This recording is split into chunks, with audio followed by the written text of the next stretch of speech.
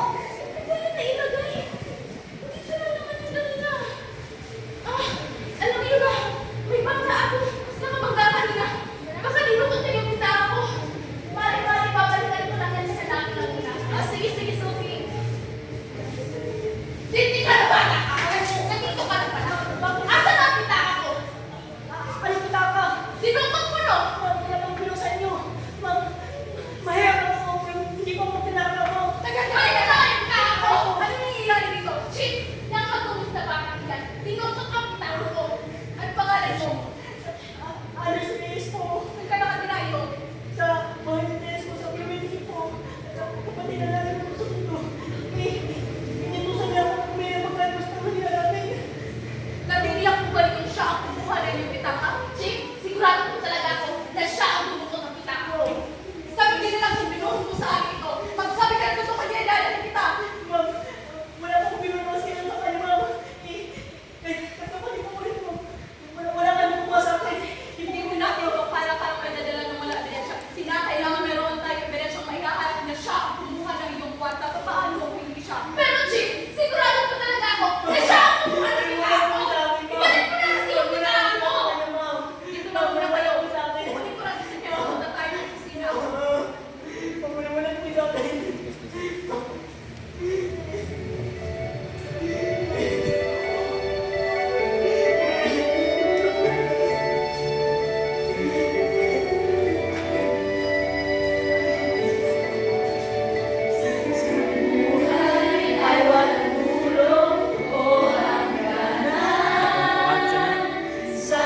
bata pa.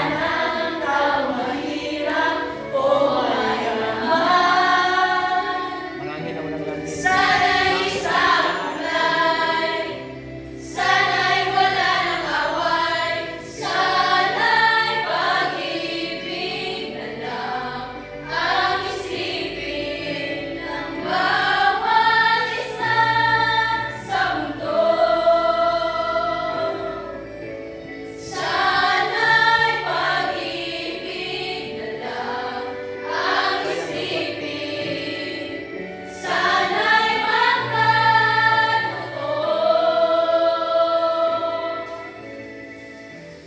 Sana'y laging mabigayan, sana'y laging mamahalan, sana'y maging patas na ng batas at patakaran, at sana'y wala ng taong inaapi at tinatapak-tapakan, sana'y wala ng mahirap ang pinagbibintangan sa maliit na sanata.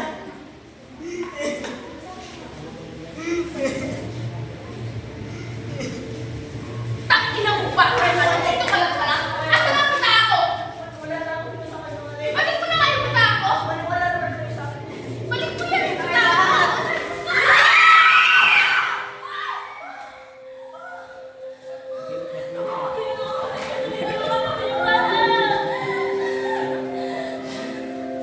Wala siya!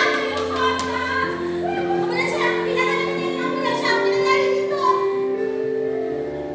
Hindi na lahat. Wala na tayong magagawa. Wala na po tayo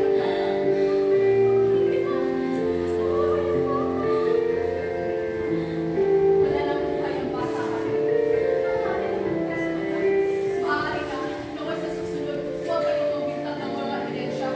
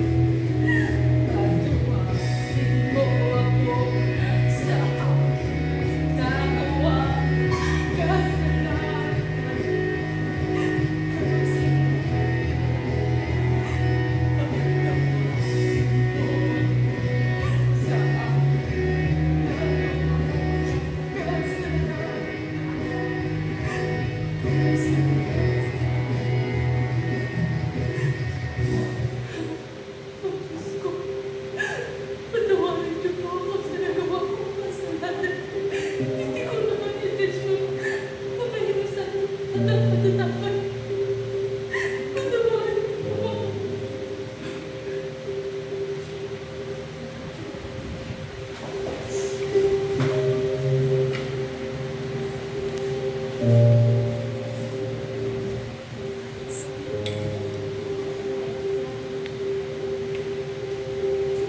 Nay, pwede pa lang po. Isa na siya na anak ha. Ang dami kasi magilis sa paligid. Tapos na lang po yung graduation ko. Di pa po dumating. Marta, bago kang umalis kanina, kumuha ko ng pera sa iyong pitaka. Tanong ko lang, saan ka ng pera na pambili niyan? Oh, ang pitaka mo. Ano?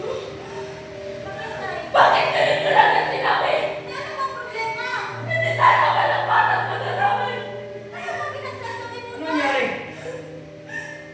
Marta? Ano ba nangyari, Marta? Marta?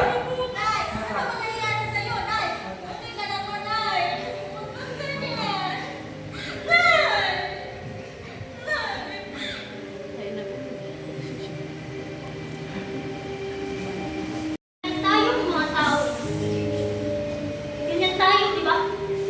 Ang problema sa ating konting ibog lang ng bibintang agad kahit wala namang kasihan.